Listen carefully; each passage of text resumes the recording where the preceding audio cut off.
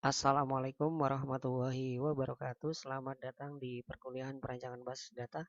Materi kita kali ini membahas mengenai arsitektur sistem basis data.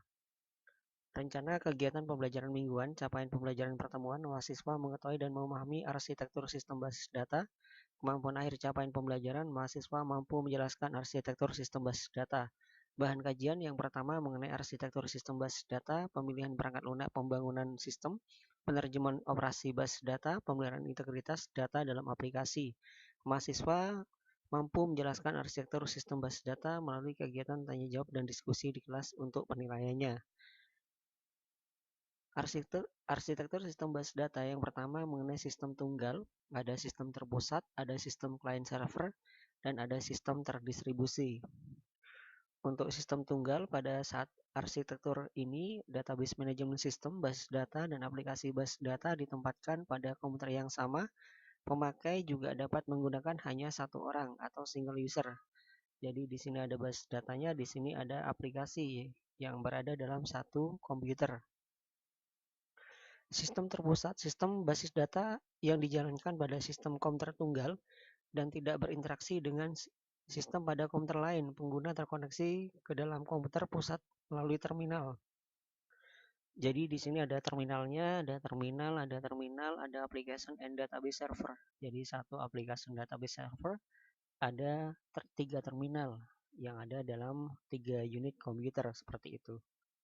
Selanjutnya ada sistem client server, sistem basis data yang memisahkan program pengguna dengan program basis data di sistem yang berbeda. Pengguna terkoneksi ke pusat data yang disebut dengan server sistem melalui suatu program pengguna atau user interface yang terdapat pada personal komputer. Sistem tempat program pengguna berada disebut itu adalah client system.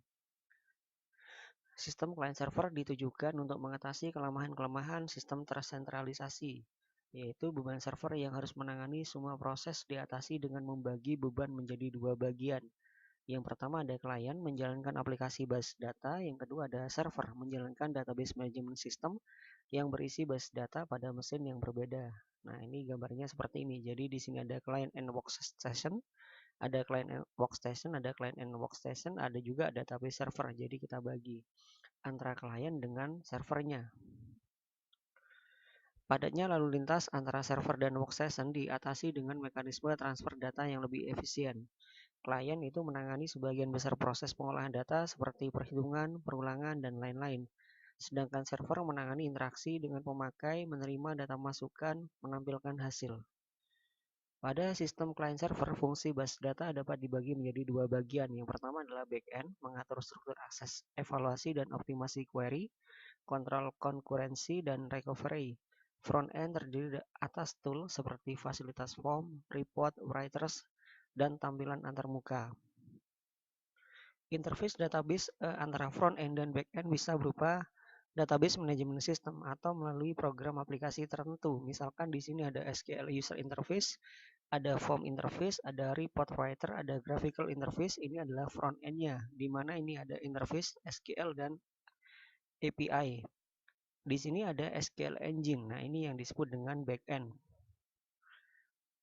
Jadi gambarnya seperti ini, di mana di sini ada workstation, lalu terintegrasi dengan aplikasi server atau klien. Begitu juga dengan ada workstation yang ada di sini, juga ada aplikasi server klien, dan juga nanti dari aplikasi server ini akan terintegrasi dengan database server.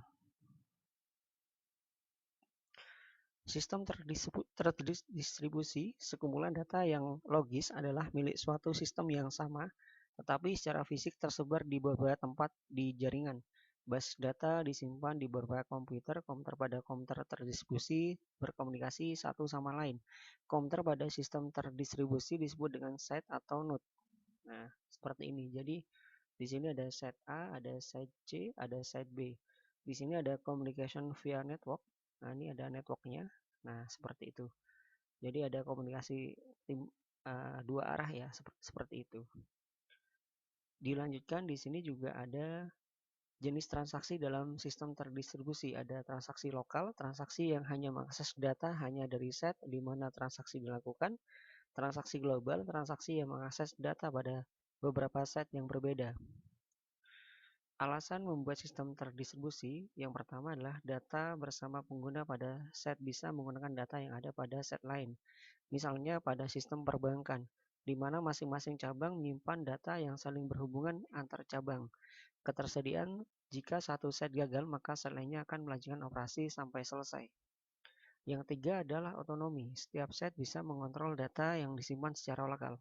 Administrasi global bertanggung jawab pada keseluruhan sistem, sedangkan administrasi lokal hanya bertanggung jawab pada masing-masing set yang dikelolanya. Administrator lokal dapat memiliki otonomi yang berbeda, tergantung rancangan sistem basis data terdistribusi yang digunakan. Nah, seperti itu. Jadi kita lanjutkan. Di sini ada juga tipe sistem terdistribusi, ada homogen dan ada heterogen. Jika homogen itu semua set pada sistem terdistribusi memiliki database manajemen sistem dan software komunikasi yang sama, sedangkan heterogen set pada satu sistem terdistribusi memiliki database manajemen sistem dan software yang komunikasi yang berbeda satu dengan yang lainnya. Adapun metode sistem terdistribusi itu ada dua. Yang pertama adalah replikasi, yaitu data atau tabel disalin pada sejumlah server yang berbeda, sedangkan fragmentasi data atau tabel dipilah kemudian disebar ke sejumlah fragmen tempat penyimpanan.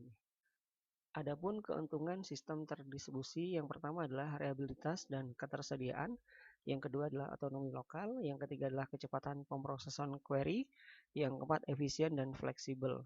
Sedangkan kerugian dari sistem terdistribusi itu adalah yang pertama implementasi sistem yang lebih mahal, kemungkinan kegagalan juga lebih besar, yang ketiga adalah biaya pemrosesan tinggi.